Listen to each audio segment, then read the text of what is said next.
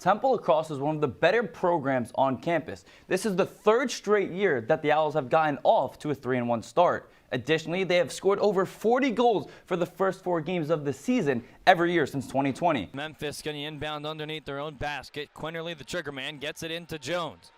Jones in the corner gives it over to Jourdain, who got settled, jumping. Oh my goodness!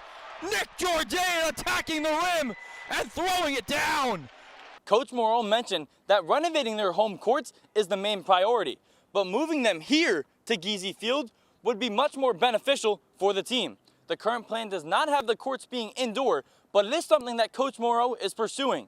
New head coach, new defensive coordinator, new defensive tackle coach, defensive line coach. Since you came to campus in 2020, what kind of made you want to stay with the programs? Jake and I picked plays that happen at the same exact spot on the Leocora Center hardwood, and we'll start with mine. So you can roll it right here. Javon Quinterly taking the ball up for Memphis, gives it to Nick Jourdain, that very familiar name. Jourdain can give it right back instead of pick and roll. So we see Temple's in man-to-man zone. Zion Stanford is guarding Jourdain. Heisier Miller is guarding Javon Quinterly. And there's just no communication between the two. And it's going to leave Nick Jourdain wide open as we play it again. Jourdain just going to throw it down with 2 hands and too easy. And part of that miscommunication with Zion Stanford is just some of the growing pains that he's going through as a true freshman. The men have hit a rough patch, to say the least, but they had an opportunity to snap an 8-game losing streak on Super Bowl Sunday when the 49ers came to town. And no, it's not those 49ers from Cali, it's the 49ers from North Carolina.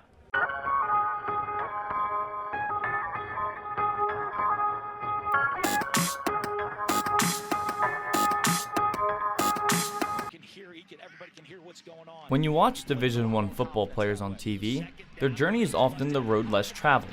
Many athletes wind their way through junior colleges before making it to big-time programs. A community college is a stepping stone, right?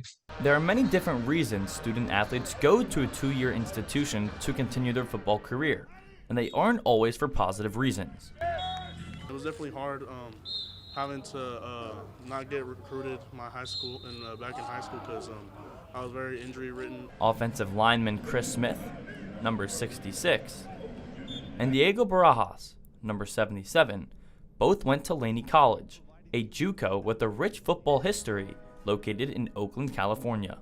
So you come to a place like Laney, that's an easy way to fulfill that dream. John Beam has been coaching football for 44 years, and his goal at Laney is to try and get his athletes out after a year and a half.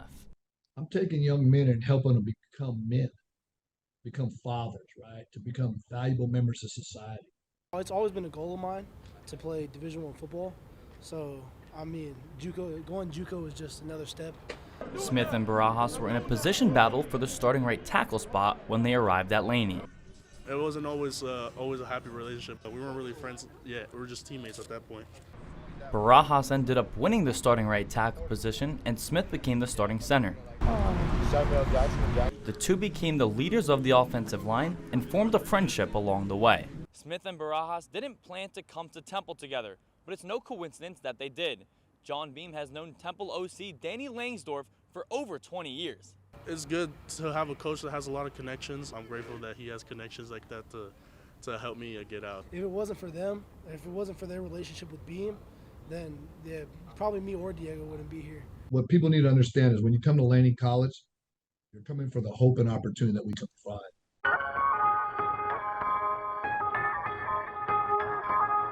So Nelson now gets double teamed quickly before it even got there, gave it up to East. Nelson, wide open 3. Again, she connects. The third 3-pointer of the night for Aaliyah Nelson. Yeah, sticks out her tongue towards the band, chasing down the court. That's her go-to. Now here is Skoners. Hands it off over for Boone. Boone right back to Skoners in the paint. And good hands there from Demi Washington. She took it away. Washington again trying to go all the way to the other coast, but she got slowed down by Wilson. Dump pass down low into Piper. No good. It was a great feed by Nelson, and Piper just frustrated with herself. Yeah, a few things to break down right there. I'm surprised Boone didn't take it towards the basket and opted to make that pass to Skoners. She had the open lane, and Aaliyah Nelson, great pass to Piper. Kind of hesitated looking at the basket. You just try to go up strong with that. Boone gets it over for Wilson.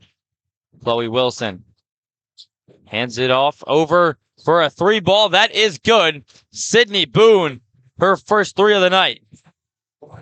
Yeah, Delaware now trying to chase points. Wonder if they're going to start settling into a more 3-point attack offense instead of working it against the clock. Might have to start chasing the clock. 2-point lead for Temple. 6:45 left to go in the third quarter.